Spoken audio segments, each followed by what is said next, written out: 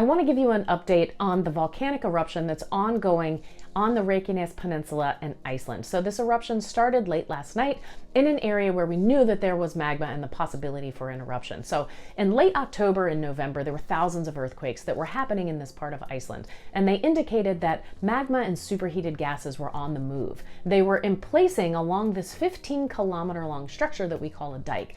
And this dike actually went underneath the town of Grindavik. So that town was evacuated in November out of an abundance of caution. And then there was damage to the town due to the deformation of the ground, or the changes in the shape of the ground that occurred as the result of the magma underneath the ground. So everyone was asking at that time, when is there going to be an eruption? Where might it occur? There were changes that were made. So there was a power plant nearby. Authorities began building a wall around the power plant to help protect that. So the eruption started last night, and it began along that dike, that structure where we knew the magma had emplaced, and it came up. I'll show you a video of exactly when the eruption started, which is a really sort of rare and spectacular thing to witness. So hang tight for that. But it started, and then the fissure, or the crack, propagated in both directions until it was about 4 kilometers long. And lava was erupting out of just about that entire length. It was really spectacular. People were describing it as a wall of fire. So these fountains of lava were shooting hundreds of feet up into the air.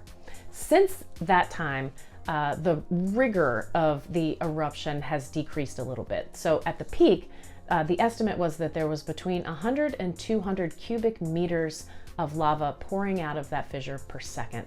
Now the lava flow is about a fourth of that, and it's happening over about a third of the fissure that opened up. So the whole area isn't erupting anymore. It's more concentrated along the middle. So this is where the fissure is. So you can see the location. Some other good news is that the lava that's pouring out of this fissure is not moving towards the infrastructure, the power plant in the town. The slope of the ground is carrying it away from those structures. So that's really good news.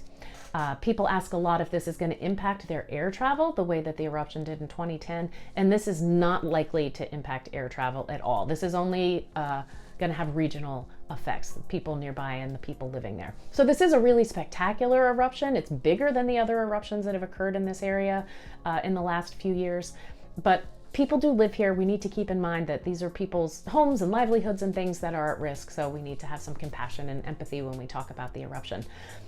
There's a lot of things that you can look at. There's webcams. There's a lot of information coming out from the Icelandic Met Office. I'll provide the links to all of those in the comments, as well as all of the sources that I use for this information, because it's important for you to go and check all of the information that you get. Trust, but verify. So I'm going to put all of that in the comments. Also, keep in mind that this is an evolving situation. It can change at any time. So what I'm telling you now will probably be out of date tomorrow. Make sure that you check back to the official sources like the Icelandic Met to see exactly what's happening. So now let's watch those videos. This video is going to show you exactly when the eruption began. So right now it's panning around the landscape. You can see that it's winter, it's cold in Iceland, there's snow on the ground. Okay, now we're waiting and watching. Look in the distance. What?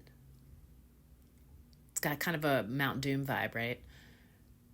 Now they're going to zoom in, and you can actually see the fountains of lava as it shoots hundreds of feet into the air.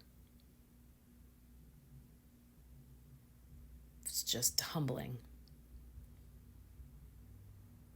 Okay, in this next video, we're going to see a time lapse. So this is 20 minutes of volcanic activity in 20 seconds. And you can see how the crack is opening up and lava is starting to come out of the sides. And you're going to zoom out.